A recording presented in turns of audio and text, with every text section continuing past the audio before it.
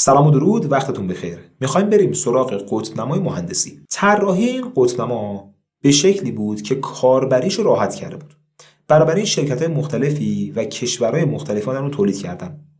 مثل برند سونتو فنلاند و اشنباخ آلمان. کشورهای دیگه مثل کره، چین، روسیه اومدن این قطب‌نما رو بنا به نیازهای خودشون در واقع بازطراحی و تولید کردن.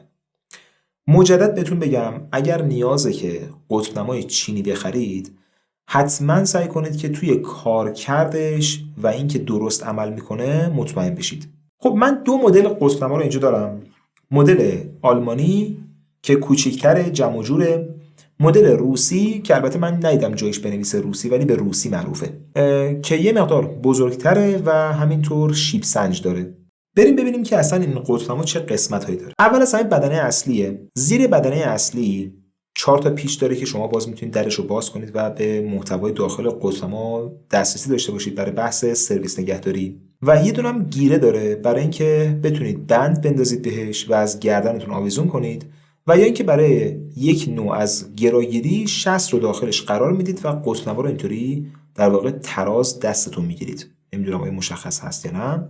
کنار بدنه سمت چپ و راستش خطکش داره که حالا تو این قطب‌نما به سانتی متر و اینچ در واقع درج شده. جلوی بدنه یک چشمی هست برای اینکه بتونید گرا رو بخونید و خیلی کارکردش راحته. یه قسمت شکاف داره برای اینکه بتونید به تار مویی نگاه کنیم، دقیقاً مثل سری اموان.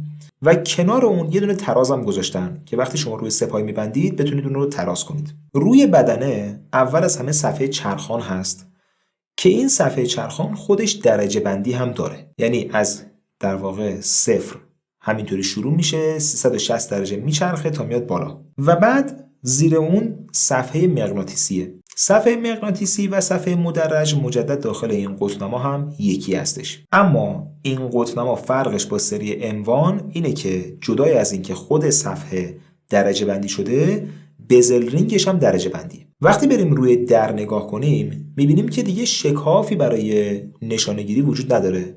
اومدن یک تلق گذاشتن. این تلق دید ما رو خیلی بیشتر میکنه.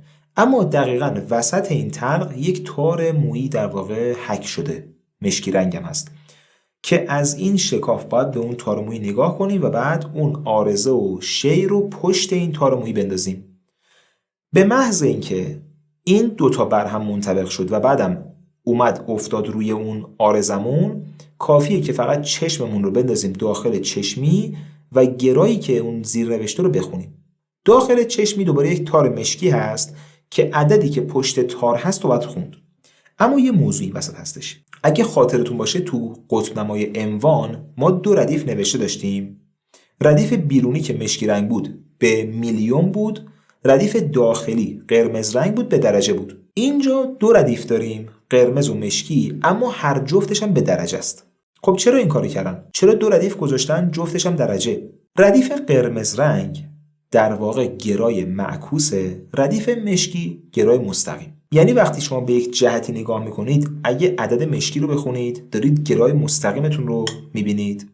اگر عدد قرمز رنگش رو بخونید در واقع میشه گرای معکوستون. یعنی اگه از A که جایی که من وایستم به B نگاه کنم 100 درجه باشه، عدد مشکیش در واقع 100 باشه، اومده با قرمز نوشته 280.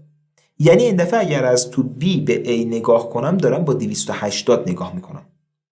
پس این یک قابلیتی که این قطب‌نما گذاشته و مخصوصا برای بحث کروکی کشیدن شما میتونید که خیلی راحت همونجا سریع گرای معکوسش رو هم جلوش بنویسید که حالا بعداً بهش میرسیم. این قطب‌نما دیگه قفل نداره، قفل صفحه نداره. بنابراین زمانی که میخواید حملش کنید حتما باید دقت کنید که زیاد ضربه نخوره. مدل اموان قفل صفحه داشت، خب خیلی مقاومتش رو نسبت به ضربه زیاد میکرد. اما این دیگه اینطوری نیست. حواستون به موضوع باشه. و خودش هم که یک تراز گذاشته برای اینکه بتونید تراز دستتون نگه دارید. اما وقتی داخل چشمی نگاه میکنید یه مقدار کافیه که دقت کنید، ببینید که این صفحه در واقع باید کاملا صاف و تراز وایسته. اگر کج وایسته یعنی اینکه شما قطب‌نما رو تراز دستتون نگرفتید و این خود به خود توی گراگیری خطا بهتون میده. نحوه گراگیریش روی طبیعت به 2 شکل انجام میشه. یکی این که شما میاد در قطب‌نما رو کامل باز میکنید و بعد به سمت اون هدف و مسیرتون وای میستید. هر موقع که ثابت شدید میایید صفحه بزل رینگ رو انقدر میچرخونید تا اینکه فلش روی بزل رینگ با فلش روی صفحه مدرجتون، صفحه مدرج مغناطیسی در واقع، یکسان بشه، منطبق بشه. اون وقت عددی که در واقع روی بزل رینگ نوشته و زیر خط مشکی بالای قطب‌نما هست رو میخونید.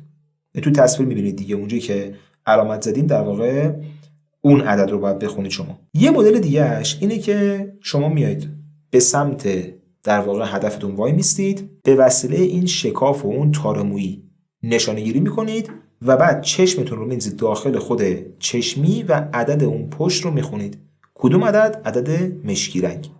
و برای گراگیری روی نقشه میتونید دقیقاً مثل همون سیستم اموان نقشه رو اول توجیه کنید با شمال مغناطیسی که قطب‌نما بهتون نشون میده و بعد بیاید گراگیری رو انجام بدید.